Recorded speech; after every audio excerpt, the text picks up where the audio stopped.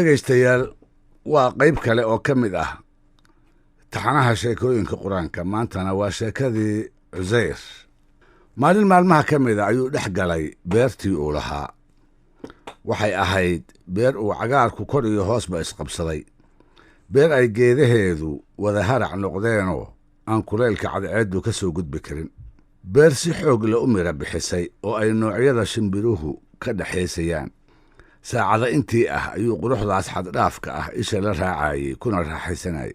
dabadeed midho canab iyo timir u badan intuu beertii ka gurtay oo laba kolay ka buuxsaday, xoogaa kibis ahna meel ku guntaday, ayuu dameerkiisii fuulay oo xagga iyo aqalkii uu degganaa afka saaray. sirta abuurka iyo yaababka jiritaanka siduu uga fakarayey ayuu habaabay oo tubtii hagaagsanayd ee uu qaadi lahaa ka ilduufay. ambooyinkii ayaa isaga darmaday, bari iyo galbeedna wuu kala garan waayey. isaga oo xaaladdaas ku jira ayuu ku soo baxay magaalo burburtay oo digada noqotay, magaalo la cidleeyey oo baaba xumi ka muuqdo, meydka iyo lafaha dadkuna ay meel walba waran yihiin.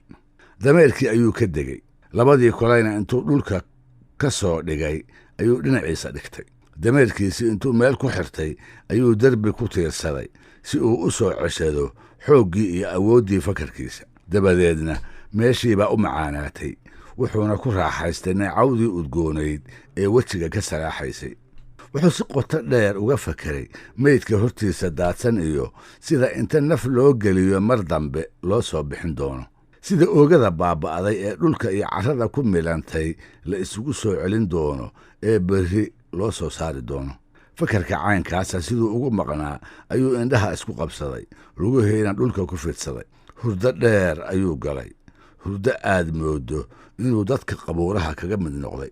100 sano ayaa maalintaa ka soo wareegtay. carruuraha kuwii ahaa ayaa gaboobay, uun badanina ciidda ayay hoos mareen. dadyow fara leh ayaa arlada dusheeda ka tirtirmay, qalcado door ahina dukun daakun ayay ku dambeeyeen.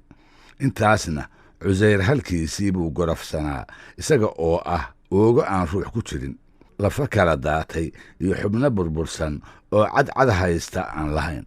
dabadeed waxaa la gaaray wakhtigii daboolka laga qaadi lahaa xikmaddii uu eebbe weyne ka lahaa sheekada cuseyr. waxaa la gaaray wakhtigii uu dadka ku kala saari lahaa arrin ay muddaba ku wareereenoo inay rumaystaani ay ku adkaatay.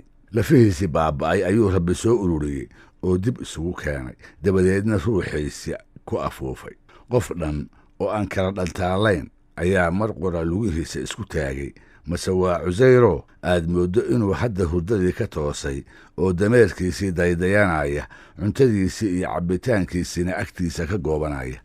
malag rabbi soo diray ayaa markaa u yimid oo ku yidhi, imisaad u malaynaysaa inaad cuseyrow halkan jiiftay? isaga oo aan wax badan ka fakerin ayuu ku jawaabay, maalin ama maalin gelinkeed. malaggii baa markaa yidhi, maye 100 sano ayaad meesha tan hurudday oo shuux iyo kararba uu roobkii kugu dul gabdhamayey, dabayluhuna kolba dhinac kuu dhaafayeen.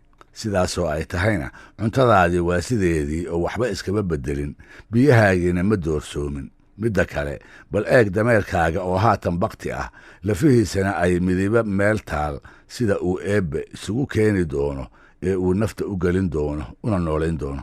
wuxuu rabbi sidaa u yeelayaa arrimaha ku saabsan soo bixinta uunka iyo maalinta qiyaamaha inaad si kama dambaysa adigu bal horta aad u yaqiinsato, dadkana lagaaga dhigo astaan ay mugdiga shakiga kaga baxaan, iimaankuna uu ku galo.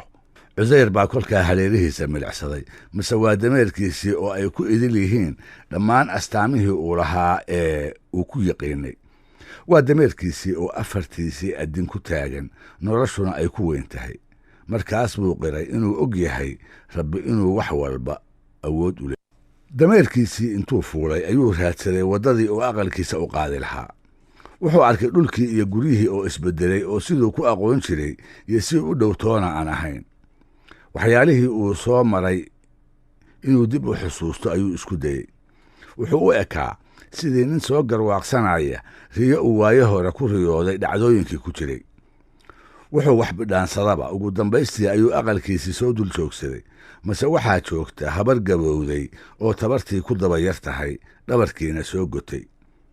ha jilicsanaatee weli naf baa ku jirta oo waa indhala adahay.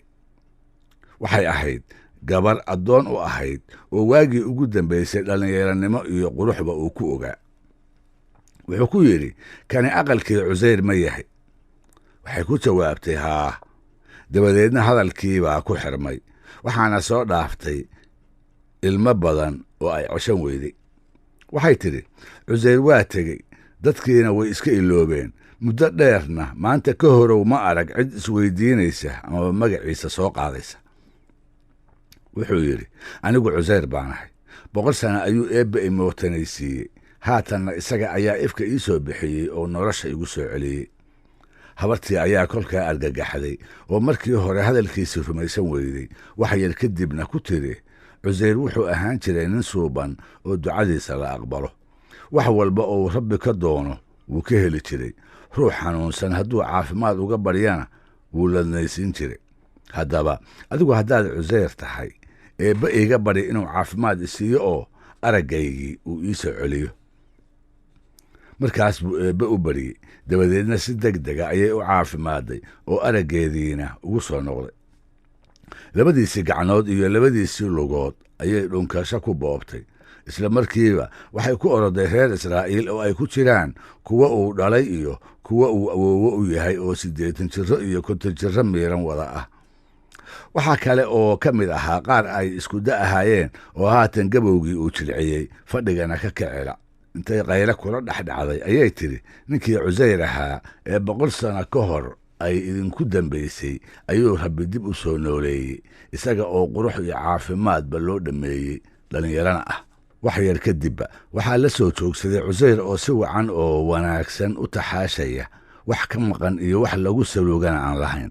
way garan waayeen, inuu been u sheegayana way u maleeyeen. ha yeeshee waxay go'aansadeen inay ka salgaaraanoo waxa uu sheeganayo ay dhab ugu kuurgalaan. wiilashiisa midkood ayaa kolkaa yidhi, garabka korkiisa ayuu aabbahay ku lahaan jiray bar lagu garto oo dadka kale lagaga sooci jiray. wuxuu yidhi, waa runtaa, anigana bartaasi way igu taal. maradii uu huwanaa markii ay garabkiisa ka faydeenna waxay ku arkeen astaantii ay carruurtiisu ku tiqiin, kuwii uu awoowaha u ahaana ay ku maqli jireen. intaas ugama ay hadhine waxay go'aansadeen inay si buuxda shakiga isaga saaraanoo ay arrintan la yaab kale si fiican uga baaraandegaan. oday waayeelah oo ku jiray ayaa yidhi, waxaannu sheeko ku maqallay tan iyo waagii uu boqor bukhtanasar ku soo duulay baytulmaqdis ee kitaabka towreedda uu gubay, in koox yar oo cusayr ku jiray mooyee cid kitaabkaa xafidsanay aanay ifka ku harin.